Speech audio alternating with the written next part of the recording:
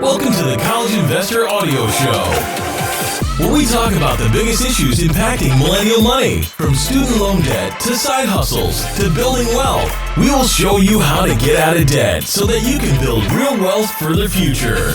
Hello, and welcome to the show. So glad you're here today. Talking about student loan debt once again, but specifically answering this question that we receive. Should you buy life insurance with student loan debt? Even with a slew of options to pay for college, a lot of students graduate with some form of debt. In fact, check this out. The average amount of loan debt per student is $39,351 with a monthly payment of $393. Students graduating in 2021 hold an average of $30,000 to their name in debt. There's no sign of the average debt load slowing down for future graduates either. Whether you're 21, 23, 25, 27, or older, graduating in 2022 or beyond, expect the average debt to increase. So when you begin your adult life, you have to look at a lot of responsibilities, budgeting and choosing the right bank accounts, just to name a couple. Another thing you should consider is life insurance. Do you need life insurance in your 20s? Well, you may not think you need any life insurance in your 20s because you're invincible, remember? It's the best time to get it, actually. The younger you buy life insurance, the cheaper it is. You're usually at your most healthy and have the longest life expectancy, putting you in a much lower risk class than older generations. Buying life insurance is cheaper at 20 than at 21, 22, 23, so on. The older you get, the more expensive it gets.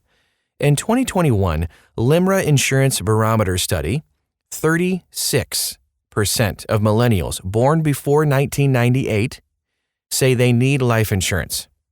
This generation is second only to the one after it.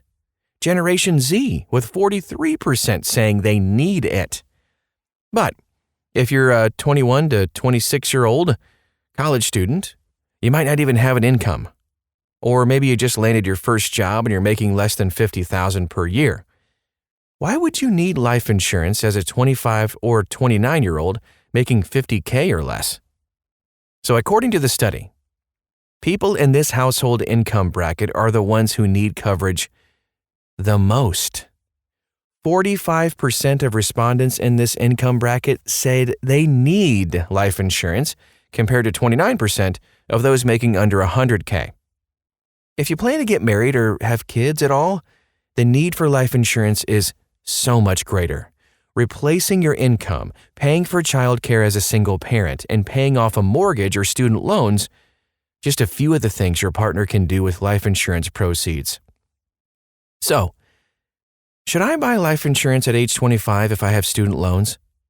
Great question. Now, the type of student loans you have can impact your decision about whether you should buy life insurance at 22, 24, 26, or really any other age in your 20s. So a lot of people are under the assumption that if they're single, their debts die with them. Though this might be true in some instances, it's not always the case with student loans.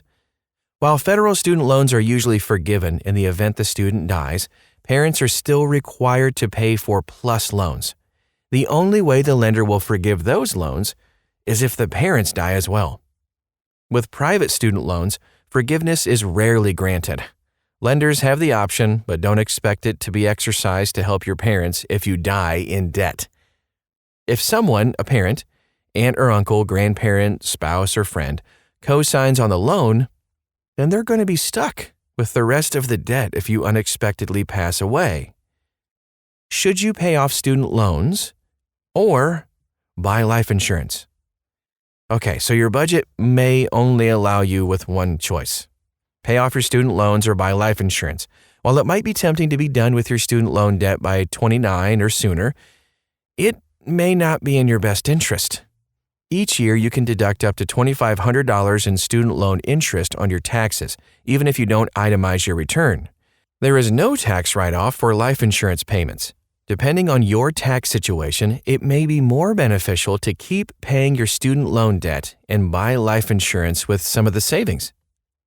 Life insurance for college ages 20 to 29. Let's take a look at time and health because they are on your side when you buy life insurance in your 20s. Though you have a higher life expectancy, no one is promised tomorrow, and your time can come at any moment. Overwhelmingly, most people buy life insurance to pay for burial or final expenses. Paying off debts and replacing lost wages or income are also high on the list, as well as leaving an inheritance. These reasons are a mix of temporary or permanent needs for life insurance. Your personal needs can help you decide what type of life insurance to buy. Temporary needs, like replacing income, paying for child care or college expenses, are best suited for term life insurance. It's less expensive than permanent life insurance, but rates are only locked in for a set number of years, usually 10 to 40 years. There are many options to buy term life insurance, and tech companies are jumping on board to sell digital term life insurance. It's faster, easier, and most in their 20s will qualify without a medical exam. Here are just a few options to choose from: Day Forward, Everyday Life, Ethos, Fabric, Sprout, and Walnut. And again, that was just a very few. There are tons of options to choose from. Permanent needs, like paying for final expenses or leaving an inheritance, call for permanent life insurance. Universal or whole life and whole life are your options for permanent coverage.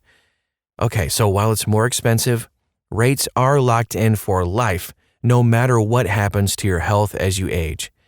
If you have both temporary or permanent life insurance needs, it might make sense to buy both types of policies. A large-term policy can outlive your debts, while permanent life insurance will be available to your beneficiary to pay for final expenses. Life insurance needed when starting a new career. No matter what age you are, starting a career is exciting, and of course, it brings lots of new possibilities. This is especially true when you're 23, 25, even 27, and fresh out of college with a brand new degree. Most employers offer a benefits package, which might include voluntary employee benefits, and which could mean disability, accident and illness insurance, or specified coverage like cancer insurance. It may also include life insurance, which comes at a group rate based on age and coverage amount. Though it's probably cheaper to get life insurance through your new job, make sure you read the fine print. Most group life insurance policies aren't portable, which means you can't take it with you if you leave. And with a median job tenure at 2.8 years for workers 25 to 34, you may not stay at your first company for too long. If you buy just the life insurance offered at your job, you lose out on the years you stayed there if you can't take the policy with you. Let's say you get the job at 24 and you end up staying until you're 28. Now you have to get individual life insurance because group life isn't an available perk at your new job. Instead of getting life insurance at 24-year-old rates, you're going to pay more for 28-year-old rates. Compare that over the span of a whole life or 30-year term life policy, and that cost difference can really add up. Here are some quick final thoughts. If you have student loan debt, it's wise to buy life insurance so your parents, spouse, or co-signer can pay them off. It's best to buy it in your 20s when you're young and healthy so you can get the most coverage for less. If your future includes kids, life insurance can ease the burden of your partner being a single parent. When you buy life insurance, you're buying it for those you're leaving behind. So it removes the financial burden of your loss. The biggest thing, life insurance gives your beneficiary options they may not have had otherwise. And that is our show for today. I hope it got you thinking about some things, maybe new to you. Maybe you just never considered life insurance. Now you can. We mentioned quite a few companies earlier. You can take a look at links to all of those places to find out about the rates and things you could pay and maybe even qualify for no medical exam too. Find it again inside this article at thecollegeinvestor.com. That's thecollegeinvestor.com. Thanks again for stopping by today, and we'll talk to you again real soon.